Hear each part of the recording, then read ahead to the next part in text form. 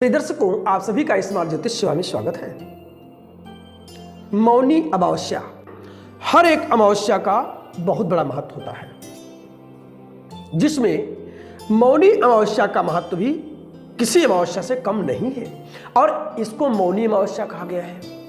इस दिन कहते हैं प्रातः काल स्नान किया जाता है मौन रख करके।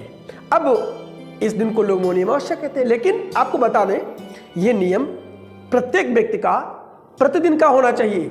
जब तक आप स्नान ना कर लें तब तक आप मौन रहें, नहीं बोलना चाहिए। इससे वाणी भी शुद्ध होती है और पर्याप्त ऊर्जा आपके अंदर संचित होती रहती है।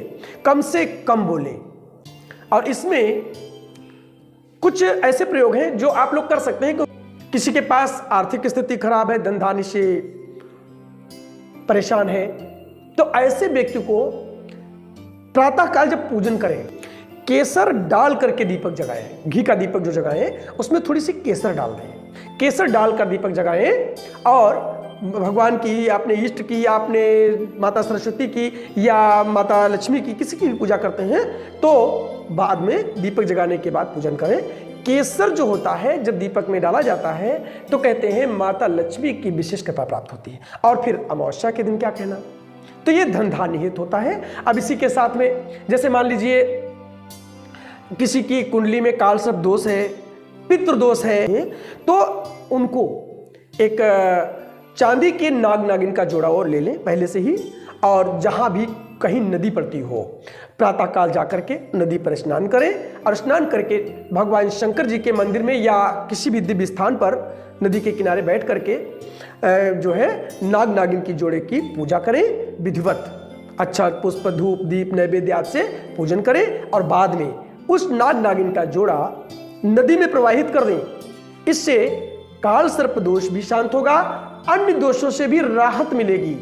यह प्रयोग विशेषकर काल सर्प दोष के लिए होता है, लेकिन अन्य दोषों से भी ये राहत देता है।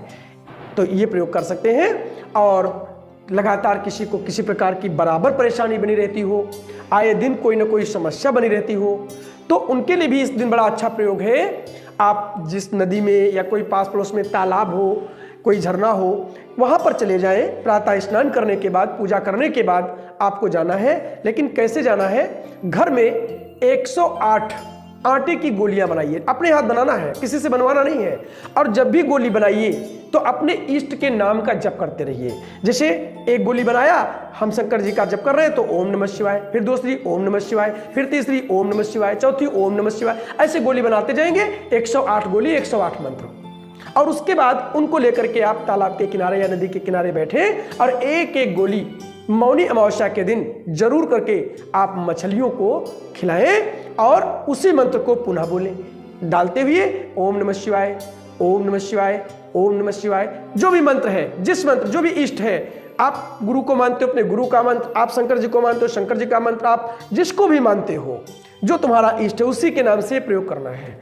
आप विश्वास मानिए, इन मात्र प्रयोग करने से ही आपको अपने जीवन में हर लाभ, यानी जिसके लिए जो प्रयोग किया जा रहा है उसका पूरा लाभ खुद ही महसूस होने लगेगा। आप करके देखिए, विश्वास से, श्रद्धा से लाभ प्राप्त कीजिए। नमस्कार।